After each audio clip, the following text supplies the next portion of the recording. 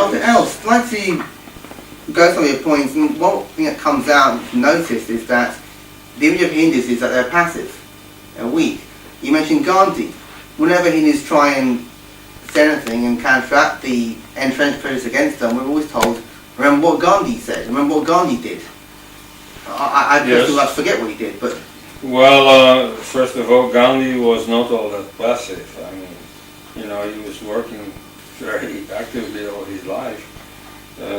Only he was bizarre. I mean, you know, the way he worked was strange, but he was very active. Not too many Hindus are active like he was. So I mean, if you want to complain about Gandhi, that is perfectly fine, but you have to have something else against him, that he was passive. He was very active. And Hindus in general give a very bad account of themselves, or have a very bad opinion about themselves. Like one thing that Hindus always say is that they are cowardly, is that, you know, Hindus are weak, Hindus have never achieved anything, have never been victorious. No, that's not true at all. Islam took over the Middle East, Central Asia, North Africa, all within the 7th century. Took over Spain immediately after. Then later took over the Balkans and Greece and so on. But very, very quickly. And by contrast, you see, India was a very difficult nut to crack.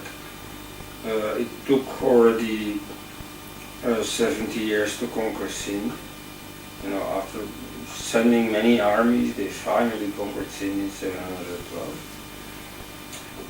Then the northwest, or the north of India, took another 500 years. And there have been stages where Hindus were outright victorious. I mean, there has been an invasion, or many invasions, in fact, under Mahmud Ghaznavi. But these were all only raids, you know, where Mahmud Ghaznavi felt forced to go back to his Afghanistan, to his safe country, because in India he knew he would be defeated if he stayed too long. But more importantly, his nephew, Salar Masood Ghaznavi, came to India with the object of conquest, and he could have conquered northern India, but Hindus got together, devised a strategy. You see, there's more than 10 Hindu Rajas, 12 Hindu Rajas I think. One of them was Raja Bhoja, a very important, what they call, you know, philosopher king. And it was led by, the coalition was led by Sukadeva. Now that coalition defeated Salar Masood Ghaznavi in 1033 in the Battle of Bahraij, near Ayodhya. And then you see the next 150 years, the Ganga basin was totally free of Muslim intrusions. In fact, you see, to some extent Hindus may have become a bit complacent after that, because they thought Islam was a problem of the past. You see, to that extent they had really, completely, utterly defeated Salar Masood Ghaznavi. You see, and there have been many victories like that. You see, if Hindus lost ultimately to Islam, and in fact not even ultimately, because they came back in the 17th, 18th century. But you see, if temporarily Hindus have lost against Islam, it's not for lack of bravery. You see, Hindus were very brave, and Muslims also acknowledge this, that on battlefields, you see, Hindus did battle, but you see, their strategy failed. Like Hindus were weak because they were very attached to their commanders. Now you see, if their general was defeated, was killed, then order in the ranks disappeared, and you know, Hindu soldiers fled in all directions. Or for instance, the elephants. You know, elephants are somewhat undisciplined animals, less than horses. And so it's easy to make them panic, and then they trample their own ranks. So you see, in that respect, Hindus should have learned on the battlefield, that certain, you know, tactics were, you know, good in the past but not in the future or not in the present. You know, they should have adapted to the new exigencies of new times. But it's not for lack of bravery. You see, this notion that Hindus lack bravery has been very harmful. It's very wrong. I mean, even today, the Pakistani army has been defeated repeatedly by the Indian army. Indian army, which mostly consists of Hindus, where, you know, there is in fact a sort of secret policy of trying not to communalize the Indian army, so they don't have too many Muslims. I mean, that's a historical legacy of partition, that you see the Muslim part of the army went over to Pakistan, and that they want to keep the Indian army Hindu. But for instance, in the Bangladesh war in '71, you see the Pakistani army very brave and very victorious, as long as they had nothing to do but to subdue the Bengalis and to rape Bengali women. You see, they were very good at that. But once the Indian army appeared on the scene, the only thing the Pakistani army could do was to flee and to throw down its weapons, to surrender. So you see, it is the Indian army that was very brave, it was not the Pakistani army. So it's not lack of bravery, you know, it is lack of strategy, it is lack of commitment also. So Hindus tend to give up after a while, or tend to be disorganized, tend to be disunited.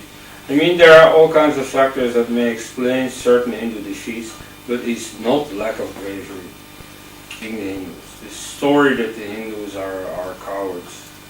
The Nehruvians and everyone would, you know, more easily say we are Hindus if the Hindus were proud of themselves, rather than ashamed of themselves.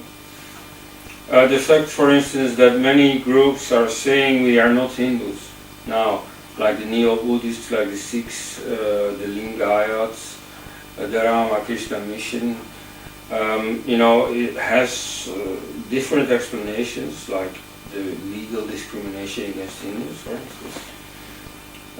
But it has also to do with this reputation of Hindus of being cowards and disunited and so on, of being weak. You see, people are not proud of being Hindu, and therefore they say we are not Hindu. But in reality, you see, Hindus have been brave like anyone. In fact, have been very brave.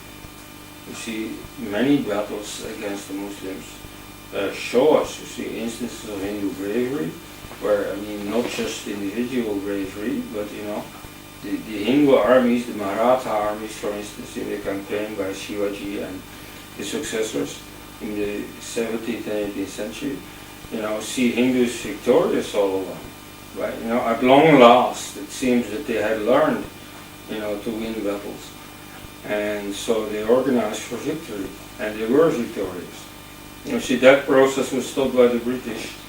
You know, it is said that the British defeated the Muslims and thereby saved Hinduism.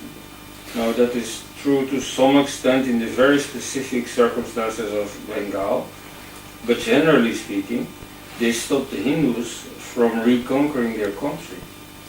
You know, like a very important victory was against the Marathas in, I think, 1818. I mean, that's far more important. They never defeated the Mughal Empire. They gradually took it over. And then there was the mutiny, the so-called mutiny in 1857. But that too, you know, was more a Hindu than a Muslim affair. I mean, there was a sort of mutual deception between Hindus and Muslims. See, the Muslims thought that they were restoring the Mughal Empire, whereas Hindus thought they were reviving the Maratha Empire. And so everybody was being chummy and nice to each other, but they really, you know, wanted a Muslim empire or a Hindu empire.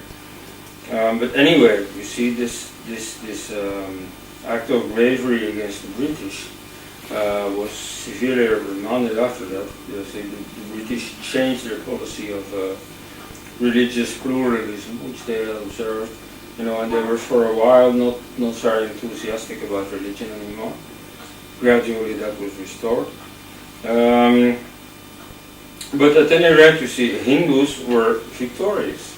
And, the British used Hindus against the Hindus in order to defeat them. Like, for instance, what I mentioned, the battle in which the Marathas were defeated, they used Hindu troops, because the British were very few. So they used Hindu troops in order to defeat the Hindus, just as the Romans used German troops to fight against the Germans. So that has happened. But it's not for lack of bravery. There was bravery on both sides because on both sides there were Hindu soldiers.